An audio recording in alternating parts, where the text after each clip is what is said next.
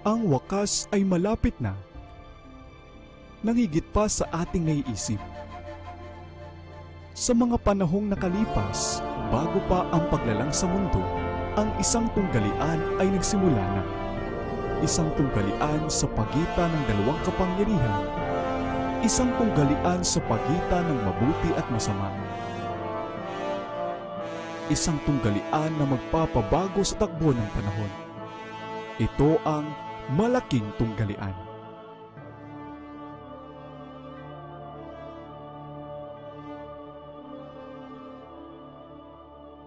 Kabanata 36, ang napipintong labanan. Mula pa sa pinakasimula ng malaking tunggalian sa langit, ay layunin na ni Satanas na ibagsak ang kautusan ng Diyos. Siya ay naging magsik sa manalalang upang maisakatuparan ang layuning ito, at bagaman napalaya siya sa langit, ipinagpatuloy pa rin niya ang pakikipaglabang iyon dito sa lupa. Ang dayain ng mga tao at sa gayon mapalabag sila sa kautusan ng Diyos ay siyang layuning walang tigil niyang itinataguyod. May sagawa man ito sa pamamagitan ng pagdatakwil sa buong kautusan o kaya isa lang sa mga utos nito, ang kalalabasan sa huli ay pareho lang. Sino mang lumalabag sa isa ay nagpapakita ng paghamak sa buong kautusan. Ang kanyang impluwensya at halimbawa ay nasa panig ng paglabag, siya ay nagkakasala sa lahat. Santiago 2:10. Sa pagsisikap na hamakin ang mga batas ng Diyos, binigyan ni Satanas ng maling pakahulugan ang mga doktrina ng Biblia at sa gayoy na isama ang mga kamalian sa pananampalataya ng libu-libong nagsasabing naniniwala sa kasulatan. Ang huling malaking paglalaban ng katotohanan at kamalian ay pangwakas na pagpupunyagi lamang ng matagal ng tunggalian na may kinalaman sa kautusan ng Diyos. Pumapasok na tayo ngayon sa labanang ito, isang labanan sa pagitan ng mga kautusan ng tao at ng mga kautusan ni Jehovah, sa pagitan ng relihiyon ng Biblia at ng relihiyon ng kasinungalingan at tradisyon. Ang mga ahensyang magsasama-sama laban sa katotohanan at katwiran sa labanang ito ay masigasig na ngayong gumagawa. Ang banal na salita ng Diyos na ipinamana sa atin kapalit ng lubhang paghihirap at dugo ay hindi gaanong pinahalagahan. Ang Biblia ay abot kamay ng lahat, ngunit iilan lang ang talagang tumatanggap dito bilang gabay ng buhay. Ang kawalan ng paniniwala ay lumalaganap sa nakakabahalang lawak, hindi lamang sa sanglibutan, kundi pati na sa loob ng iglesia. Marami na ang ayaw maniwala sa mga doktrinang pinakahaligi ng pananampalatayang Kristiyano. Ang mga dakilang katotohanan ng paglalang ayon sa ipinahayag ng mga kinasihang manunulat, ang pagkakasala ng tao, ang pagtubos at ang walang hanggang pananatili ng kautusan ng Diyos, buuman o bahagi nito ay talagang itinatakwil ng malaking bahagi ng nagsasabing sanglibutang Kristiyano. Itinuturing ng libu-libong tao na nagmamapuri sa kanilang karunungan at karingalan na katibayan ng kahinaan ang maglagak ng lubos na tiwala sa Biblia.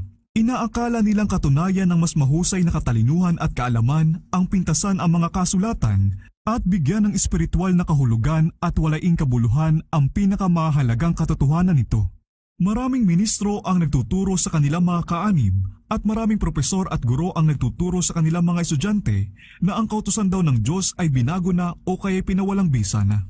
At yung mga kumikilalang may bisa pa rin hanggang ngayon ang mga utos nito upang sundin ng walang labis at walang kulang ay ipinalalagay na karapat-dapat lang na laitin at hamakin.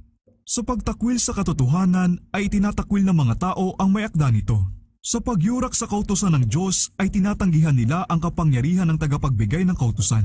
Kasindali lang ng paggawa ng Diyos-Diyos ang kahoy o bato, ang paggawa ng Diyos-Diyos ang mga maling doktrina at haka-haka. Sa pamamagitan ng maling paglalarawan sa mga katangian ng Diyos, ay inaakay ni Satanas ang mga tao na isipin siya sa isang maling katangian. Sa maraming tao ay nakadamba na ang Diyos-Diyos ang filosofiya kapalit ni Jehovah, samantalang ang buhay na Diyos ayon sa nahahayag sa kanyang salita, kay Kristo at sa mga nilikha ay sinasamba ng iilan lamang. Libo-libong tao ang sumasamba sa kalikasan samantalang itinatakwil nila ang Diyos ng kalikasan. Bagamat nasa iba't ibang anyo, ang pagsamba sa Diyos-Diyosan ay umiiral ngayon sa Kristyanismo na kasing totoo ng pag-iral nito sa gitna ng sinaunang Israel noong panahon ni Elias.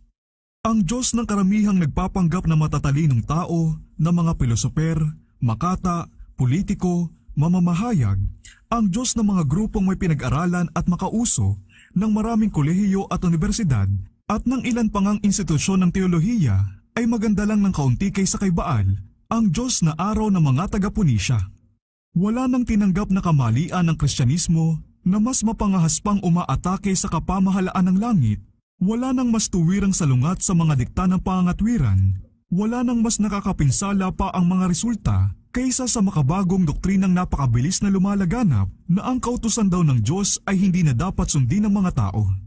Ang bawat bansa ay may sarili nitong mga batas na hinihingi ang paggalang at pagsunod. Walang pamahalaang pwedeng lumitaw nang wala ang mga ito. At maaari kayang isipin na ang lumikha ng langit at lupa ay walang kautusang namamahala sa mga nilalang na kanyang nilikha? Halimbawa kayang hayagang ituro ng mga tanyag na ministro na ang mga batas na namamahala sa kanilang bansa at nagbabantay sa mga karapatan ng mga mamamayan nito ay hindi na kailangan, na hinihigpitan ng mga ito ang kalayaan ng mga tao. At dahil dito'y hindi dapat sundin, gaano kaya katagal na pinahihintulutan sa pulpito ang mga taong iyan? Subalit mas mabigat na kasalanan ba ang baliwalain ang mga batas ng mga gobyerno at ng mga bansa kaysa yurakan ang mga utos na iyon ng Diyos na siyang saligan ng lahat ng pamahalaan?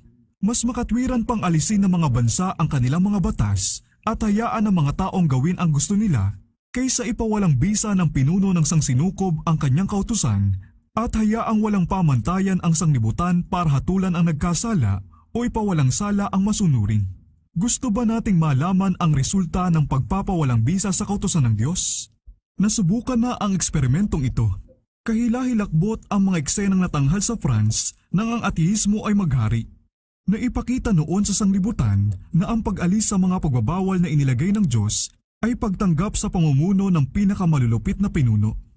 Kapag isinaisan tabi ang pamantayan ng katwiran, ang daan ay bukas para itatag ng prinsipe ng kasamaan ang kanyang kapangyarihan sa lupa.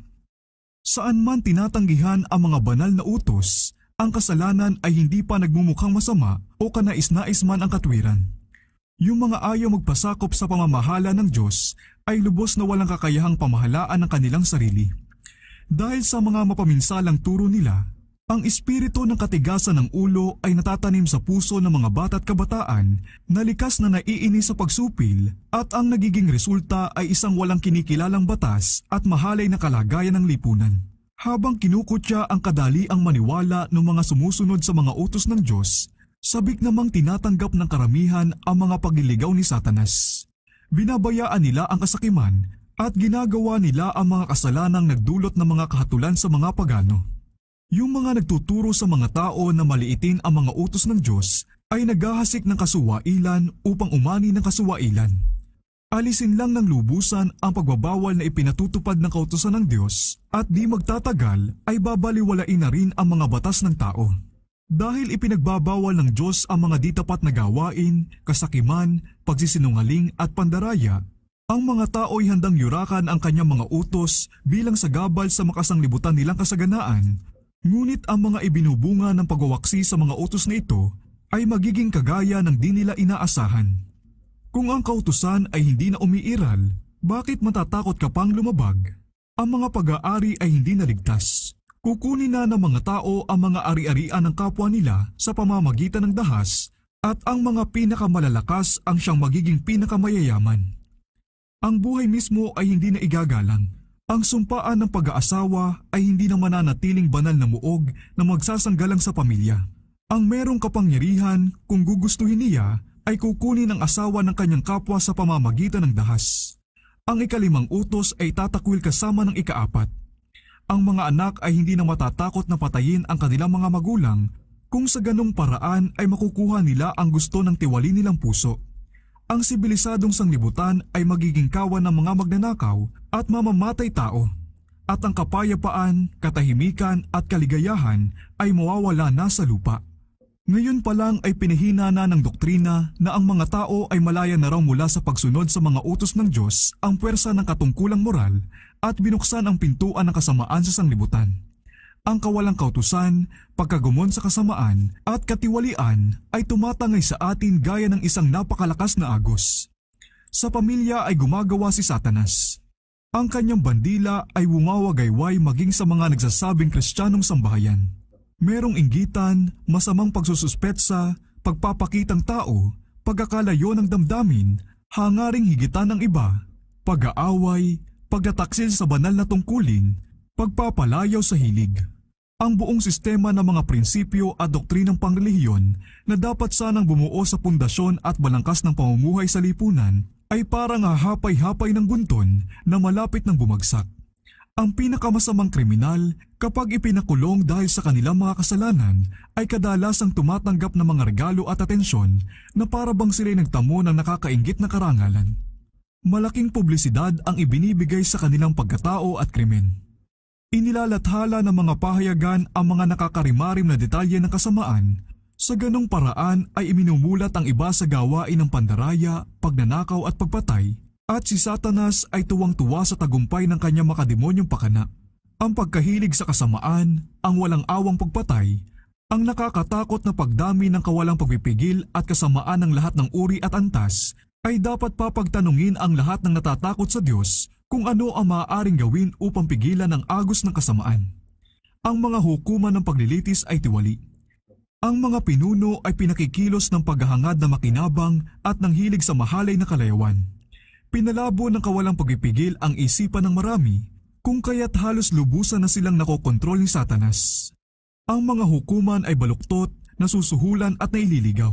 Ang paglalasing at kasayahan, pagkahumaling, inggit, at lahat na ng uri ng kawalang katapatan ay makikita sa mga nagpapatupad ng batas. Ang katarungan ay tumatalikod at ang katuwiran ay tumatayo sa malayo sapagkat ang katotohanan ay nahulog sa lansangan at hindi makapasok ang katuwiran. Isaiah 59:14. Ang kasamaan at espiritual na kadilimang lumaganap sa ilalim ng paghahari ng Roma ay walang pagsalang bunga na pagsugpo niya sa mga kasulatan. Ngunit saan makikita ang sanhi ng palasak na kawalang paniniwala ng pagtatakwil sa kautusan ng Diyos at ng kasamaang ibinunga nito sa ilalim ng buong lingas na liwanag ng Ebanghelyo sa panahong ito ng kalayaang relihiyon? Ngayong hindi na mapigilan ni Satanas ang sanglibutan sa ilalim ng kanyang kapangyarihan sa pamamagitan ng pagkakait sa mga kasulatan, gumagamit naman siya ng ibang mga paraan upang maisagawa ang ganung ding layunin. Ang siraan ng pananampalataya sa Biblia ay nagagamit sa kanyang layunin na kapareho rin ng pagsira sa Biblia mismo. Sa pagpasok ng paniniwala na ang kautusan ng Diyos ay hindi na umiiral, ay mahusay din niyang napapalabag ang mga tao na para rin bang sila'y walang kaalam-alam sa mga alituntunin nito. At ngayon, gaya rin noong nakaraang panahon, siya'y gumawa sa pamamagitan ng iglesia upang isulong ang kanyang mga panukala. Ang mga samahang pangrelihiyon ng panahong ito ay ayaw makinig sa mga katotohanang hindi laganap na tinatanggap ngunit malinaw na ipinakikita ng mga kasulatan, at sa paglaban dito'y gumamit sila ng mga paliwanag at tumanggap ng mga paniniwalang malawak na naghahasik sa mga binhi ng pag-aalinlangan. Dahil nangahawak sa mga kamalian ng kapapahan ukol sa likas na kawalang kamatayan ng tao at pagkakaroon ng malay pagkamatay, kanilang itinakwil ang tanging sanggalang laban sa mga pandaraya ng espiritualismo. Ang doktrina tungkol sa walang hanggang pagpapahirap ang tumulak sa marami na huwag paniwalaan ng Biblia. At habang iginigiit ang mga karapatan ng ika-4 na utos sa mga tao, natutuklasan na ang pangingili ng ika-7 araw na Sabat ay ipinag-uutos nga pala at bilang tanging paraan upang palayain ang kanilang sarili mula sa isang tungkulin na ayaw nilang gawin. Sinasabi ng maraming tanyag na tagapagturo na ang kautusan daw ng Diyos ay hindi na umiiral. Sa ganyang paraan ay inaalis nilang magkasama ang kautusan at ang Sabat. Habang ang gawain ng reforma ukol sa Sabat ay nagpapatuloy, ang pagtatakwil na ito sa kautusan ng Diyos upang iwasan ang mga hinihingi ng ika-4 na utos ay magiging halos pambuong sanglibutan. Binuksan ng mga turo ng mga lider ng relihiyon ang pintuan para sa kawalang paniniwala, espiritualismo at paghamak sa banal na kautusan ng Diyos, at sa mga leader na ito ay nakaatang ang isang nakakatakot na responsibilidad dahil sa kasamaang umiiral sa daigdig ng Kristyanismo. Subalit ang grupong ito mismo ang naghahain ng pahayag na ang mabilis na lumalaganap na kasamaan daw ay may iuugnay higit sa lahat sa paglapastangan sa tinatawag na Sabat ng mga Kristiyano at ang pagpapatupad sa pangingilin ng linggo ay magpapabuti ng husto sa moralidad ng lipunan. Ang pahayag na ito ay giniit lalo na sa Amerika kung saan pinakamalawak na ipinangangaral ang doktrina tungkol sa tunay na Sabat. Sa lugar na ito, ang gawain ukol sa pagpipigil na isa sa mga pinakatanyag at pinakamahalagang reformang pangmoral ay kadalasang isinasanib sa kilusang ukol sa linggo At ang mga tagapagtaguyod ng kilusang ito ay nagpapakitang sila'y gumagawa upang isulong ang pinakamalaking kapakanan ng lipunan.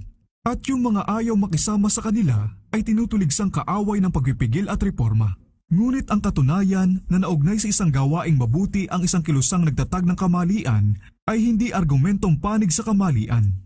Maaari nating ilihim ang lason sa pamamagitan ng paglahok nito sa masustansyang pagkain, ngunit hindi natin mababago ang likas nito.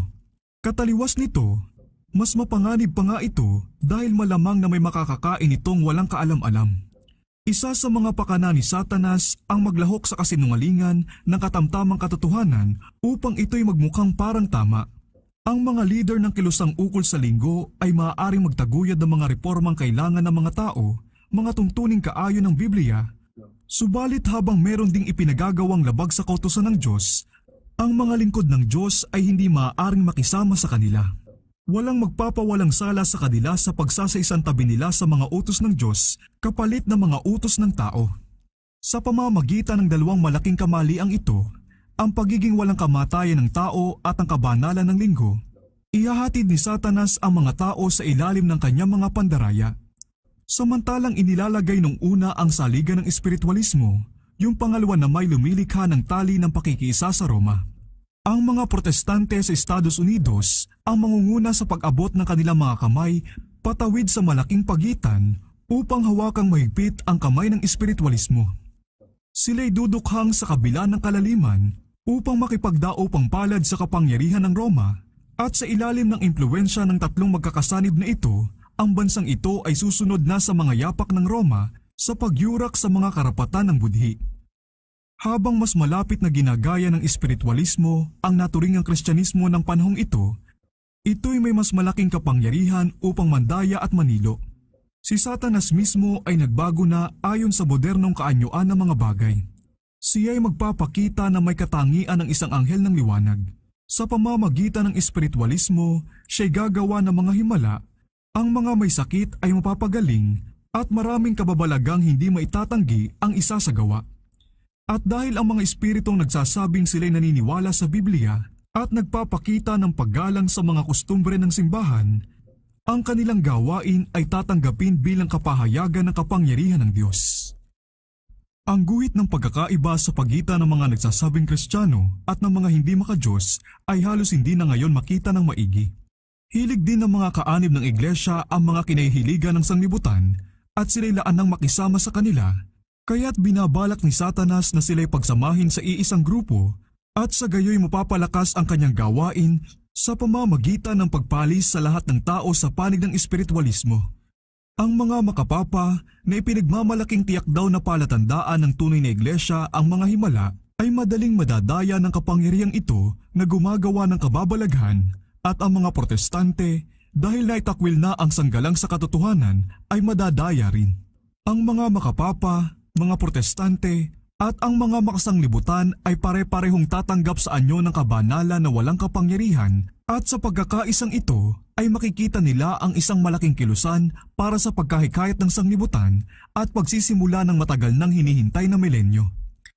Sa pamamagitan ng espiritualismo, si Satanas ay lumilitaw na tagapagpala ng sangkatauhan na nagpapagaling ng karamdaman ng mga tao at nagkukunwaring naghaharap ng isang bago at mas mataas na sistema ng pananampalatayang relihiyon, ngunit kasabay nito'y gumagawa rin siya bilang tagawasak.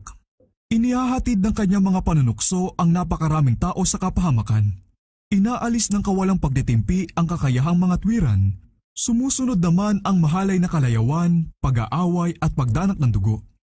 Si Satanas ay nalulugod sa digmaan sapagkat ginigising nito ang pinakamasasamang damdamin ng kaluluwa, at pagkatapos ay papalisin sa walang hanggan ang biktima nitong tigmak sa kasamaan at dugo. Layunin niyang sulsulan ang mga bansa na makipagdigmaan sa isa't isa, sapagkat sa gayoy na ibabaling niya ang isipan ng mga tao mula sa gawain ng paghahanda upang makatayo sa araw ng Diyos. Si Satanas ay gumagawa rin sa pamamagitan ng mga elemento upang matipon niya ang kanyang naaning mga kaluluwang hindi handa. Pinag-aralan niya ang mga lihim na laboratorio ng kalikasan at ginagamit niya ang buo niyang kapangyarihan upang kontrolin ang mga elemento hanggang sa ipinahihintulot sa kanya ng Diyos. Nang siya'y hayaang pahirapan si Job, Anong bilis na napaalis ang mga kawan ng tupat baka, mga alipin, mga bahay, mga anak, sunod-sunod ang sakuna na parabang saglit lang. Ang Diyos ang nagsasaalang-alang sa kanyang mga nilikha at binabakuran sila mula sa kapangyarihan ng tagawasak. Ngunit ang sangkakristyanuhan ay nagpakita ng paghamak sa kautusan ni Jehova at gagawin ng Panginoon kung ano ang sinabi niya, babawiin niya ang kanyang mga pagpapala sa lupa at aalisin ang nagsasanggalang niyang pangangalaga doon sa mga naghihimagsik sa kanyang kautusan at nagtuturo't pumipilit sa iba na ganon din ang gawin. Si Satanas ang kumukontrol sa lahat ng hindi espesyal na iniingatan ng Diyos. Tutulungan niya't pasasaganain ang iba upang maitaguyod ang sarili niyang mga hangarin at maghahatid naman siya ng kaguluhan sa iba at papaniwalain ang mga tao na ang Diyos ang nagpapahirap sa kanila. Samantalang nagpapakita sa mga tao bilang isang dakilang manggagamot na nakapagpapagaling ng lahat nilang sakit, magdudulot naman siya ng sakit at sakuna hanggang ang mga mataong syudad ay maging guho at wasak. Ngayon pa lang ay gumagawa na siya. Sa mga aksidente at mga kalamidad sa dagat at sa lupa, sa malalaking sunog, sa matitinding ipu-ipot napakalalakas na pag-ulan ng yelo, sa mga bagyo, baha, buhawi, mga higanting alon at mga lindol, sa lahat ng dako at sa libu-libong anyo ay ginagamit ni Satanas ang kanyang kapangyarihan. Sinusuyod niya ang nahihinog ng ani at kasunod na ang tagutom at kahirapan. Nilalagyan niya ng nakamamatay na karumihan ang hangin at libu-libo ang napapahamak dahil sa salot. Ang mga kapahamakang ito ay magiging mas malimit at mapaminsala. Ang pagkalipol ay sasapit kapwa sa tao at sa hayop. Ang lupa ay tumatangis at natutuyo. Ang mapagmataas na bayan ay lilipas. Ang lupa ay nadumihan ng dooy naninirahan sapagkat kanilang sinuway ang kautusan, nilabag ang tuntunin, sinira ang walang hanggang tipan. Isayas 24:4-5. At pagkatapos ay paniniwalain ng dakilang mandarayang ito ang mga tao na yung mga naglilingkod sa Diyos ang sanhi ng mga kasamaang ito. Ipararatang ng mga taong pumukaw sa galit ng langit ang lahat nilang kabagbagan. Doon sa mga taong ang pagsunod sa mga utos ng Diyos ay palagi ang sumbat sa mga lumalabag dito. Sasabihin nilang ginagalit daw ng mga tao ang Diyos dahil sa paglapastangan sa linggong Sabat, na ang kasalanang ito raw ang nagdala ng mga kalamidad na hindi titigil hanggat hindi ipinatutupad ng maigpit ang pangingilin ng linggo, at yung mga naglalahad sa mga hinihingi ng ika-4 na utos na sa ganitong paraan ay sinisira ang paggalang sa linggo ay nanggugulo raw sa mga tao na humahad lang sa pagkakabalik nila sa pabor ng Diyos at sa kasaganaan ng buhay na ito. Kaya't ang paratang na iginigiit noong unang panahon laban sa lingkod ng Diyos ay mauulit, at sa pamamagitan din ng mga katwirang naitatag ng maigi. Nang makita ni Ahab si Elias, sinabi ni Ahab sa kanya, "Ikaw ba yan? Ikaw na nanggugulo sa Israel?" Siya'y sumagot, "Hindi ako nanggugulo sa Israel, kundi ikaw at ang sambahayan ng iyong ama, sapagkat inyong tinalikuran ang mga utos ng Panginoon at sumunod sa mga Baal." Unang Hari 18:17-18. Habang pinupukaw ng mga maling paratang ang galit ng mga tao, sila'y gagawa ng isang hakbang para sa mga kinatawan ng Diyos na katulad nung ginawa kay Elias nang tumalikod na Israel. Ang kapangyarihang gumagawa ng himala na nahayag sa pamamagitan ng espiritualismo ay gagamit ng impluensya nito laban doon sa mga pumiling sumunod sa Diyos sa halip na sa mga tao. Ang mga pakikipag-usap sa mga espiritu ay magsasabing sila raw ay isinugo ng Diyos upang kumbinsihin ang mga di tumanggap sa linggo na sila'y mali. Magpapatotoo na ang mga batas ng pamahalaan ay dapat sundin bilang kautusan ng Diyos. Ipagdadalamhati nila ang malaking kasamaan ng sanglibutan at papangalawahan ang patotoo ng mga tagapagturo ng relihiyon na ang mababang kalagayang moral ay sanhi ng paglapastangan sa linggo. Napakatinding galit ang magigising laban sa lahat ng hindi tatanggap sa kanilang patotoo. Ang plataporma ni Satanas sa huling pakikipaglabang ito sa bayan ng Diyos ay kapareho rin ang ginamit niya sa pagsisimula ng malaking tunggalian sa langit. Siya ay nagpanggap na nagsisikap itaguyod ang katatagan ng pamahalaan ng Diyos, habang palihim na ibinubuhos ang lahat ng pagsisikap upang mapabagsak ito. At ang gawain mismong sinisikap niyang maisakatuparan ng ganyan ay ipinararatang niya sa mga tapat na anghel. Ang ganung ding plataporma ng pandaraya ay baka sa kasaysayan ng simbahang Romano. Ito'y nagpanggap na gumaganap bilang kahalili ng langit samantalang sinisikap na itaas ang sarili ng higit sa Diyos at baguhin ang kanyang kautusan. Sa ilalim ng pamumuno ng Roma, yung mga dumanas ng kamatayan dahil sa katapatan nila sa Ebanghelyo ay tinuligsa bilang masasamang tao. Sinabing sila'y mga kakampi ni Satanas at lahat ng posibleng paraan ay ginamit upang buntunan sila ng kasiraan, upang sa mata ng mga tao at maging sa sarili nilang paningin ay lumitaw silang pinakamasamang kriminal. Ganyan din naman ngayon. Samantalang sinisikap ni Satanas na lipulin yung mga nagpapangaral sa kautusan ng Diyos, gagawin niyang sila'y maparatangan bilang mga manglalabag ng batas, mga taong lapastangan sa Diyos at nagdadala ng kahatulan sa sanglibutan.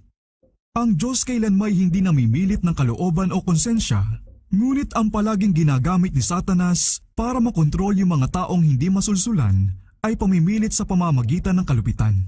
Sa pamamagitan ng takot at dahas ay sinisikap niyang pamunuan ng konsensya at makuha ang pagsamba sa kanya. Upang maisagawa ito, siya'y gumagawa sa pamamagitan ng pangasiwaan, kapwa ng relihiyon at ng pamahalaan.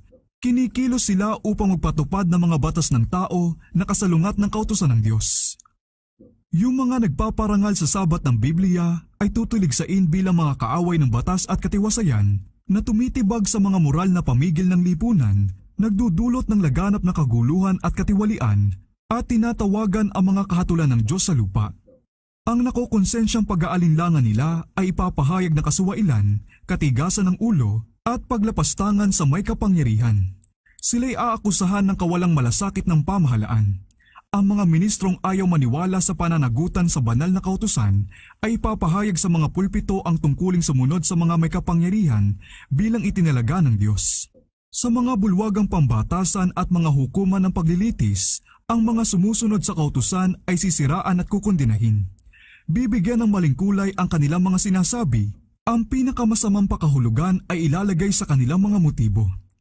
Habang itinatakwil ng mga iglesyang protestante ang malinaw at batay sa kasulatang argumento bilang pagtatanggol sa kautusan ng Diyos, kasasabikan nilang patahimikin yung mga taong ang pananampalataya ay hindi nila mapabagsak sa pamamagitan ng Biblia.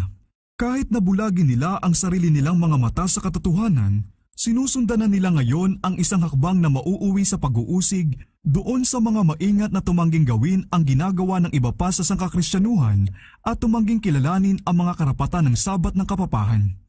Ang matataas na pinuno ng simbahan at ng pamahalaan ay magkakaisang suhulan, himukin o kaya'y pilitin ang lahat ng tao na parangalan ang linggo. Ang kawalan ng kapamahalaan ng Diyos ay pupunan ng mga malupit na pagpapatibay ng batas. Sinisira ng katiwalian sa politika ang pagmamahal sa katarungan at pagpapahalaga sa katotohanan, at maging sa malayang Amerika, ang mga pinuno at mambabatas upang makamit ang mga pabor ng publiko ay papayag sa kahilingan ng mga tao para sa isang batas na magpapatupad sa pangingili ng linggo. Ang kalayaan ng budhi na nangangailangan ng napakalaking sakripisyo ay hindi na igagalang. Sa papalapit ng labanan ay makikita nating inihahalimbawa ang mga sinabi ng propeta. Nagalit ang dragon sa babae at umalis upang digmain ang nalabi sa binhi ng babae, ang mga tumutupad sa mga utos ng Diyos at ang mga may patotoo ni Jesus. Apokalipsis 12:17.